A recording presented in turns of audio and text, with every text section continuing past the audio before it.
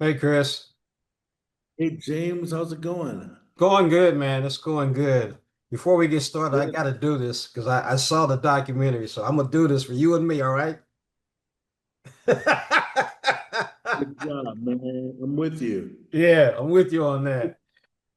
Today I'm speaking with award-winning director Chris Eyre about the new documentary showcasing the incredible life and legacy of the Native American Olympic gold medalist Jim Thorpe. Good morning, Chris. How are you?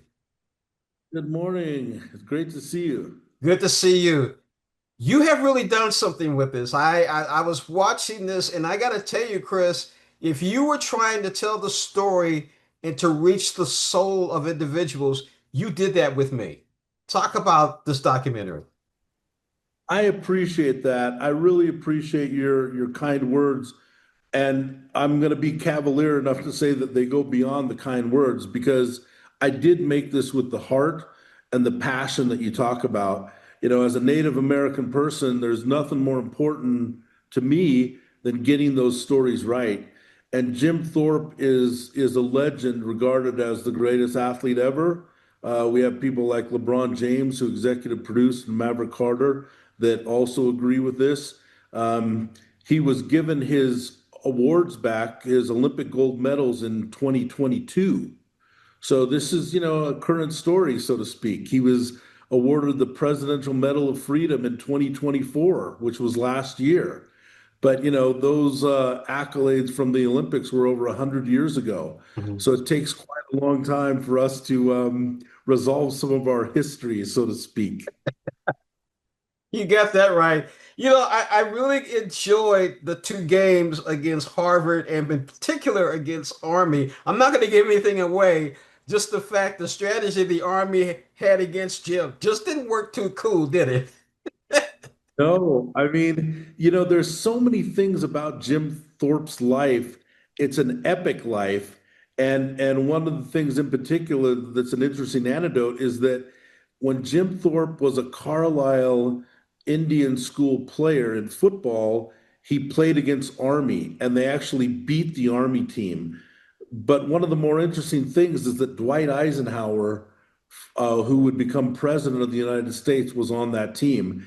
And when Jim Thorpe passed in 1953, Dwight Eisenhower sent a telegram of admiration, and actually he visited him, Jim Thorpe, before he passed in his trailer in Los Angeles area, a couple years before. So the admiration that people had for Jim Thorpe and his life is well documented, and rightfully so. How much digging, how much, you know, getting into the story, how much did you study? How much did you explore to bring all this out? I mean, that's the funnest part, I think, of making work is exploring the characters. And I really appreciate you asking that question because I found that Jim Thorpe was a very humble man. I found that Jim Thorpe, before anybody knew what a celebrity athlete was, before anybody had endorsement deals, before sports had become this, phenomenon of American or world culture, Jim Thorpe was doing this because he probably had to. He had to put his energy and his passion into something. He was taken away from his family, and put into boarding school. He definitely had some angst as a young person. He ran away from boarding school numerous times, would run back home 20 miles from Haskell in Kansas.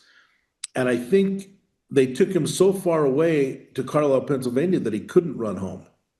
And I think that basically, when you're faced with everything he was faced with, the newly indoctrinated reservation system, when you're put in that circumstance, if he didn't have sports, I don't think he would have made it.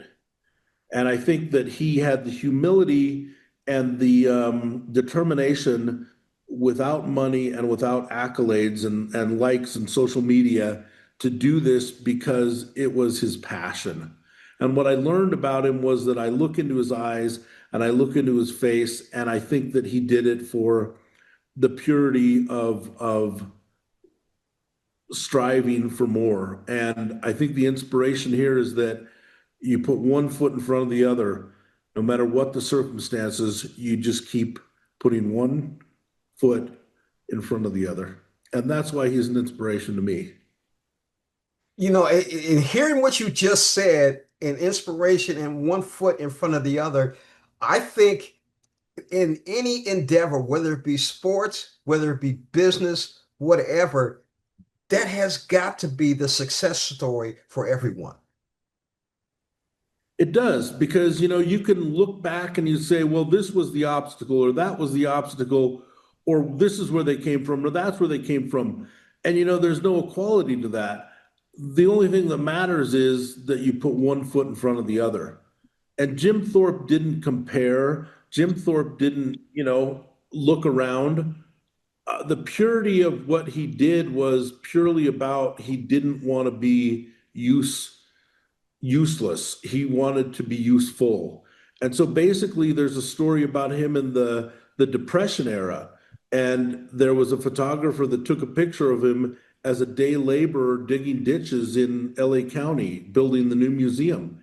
And this picture went around the world and it said, look how far Jim Thorpe has fallen from these accolades as a celebrated gold medalist. He's digging ditches for $4 a day. And I look at that picture really carefully as a person, as an artist, and I say, there was no shame in his game. He dug ditches because he was making himself useful. He dug ditches because he had a point of pride, which was to work hard, not because he was thinking, I don't want to be embarrassed by people seeing this. That didn't come into his thinking. I really don't think so when I look at these pictures and when I study the humility of who this person was. Chris, you've done an amazing job with this. I mean, they say you a comprehensive exploration into the life. I think it's a lot more than that, and I applaud you for that. So thank you for joining us on Morning Blend and keep doing what you're doing. This is incredible what you did with this. Thank you. Thank you so much, and I hope people enjoy it. I hope they enjoyed it and see it as I did too. Thank you. Thank you.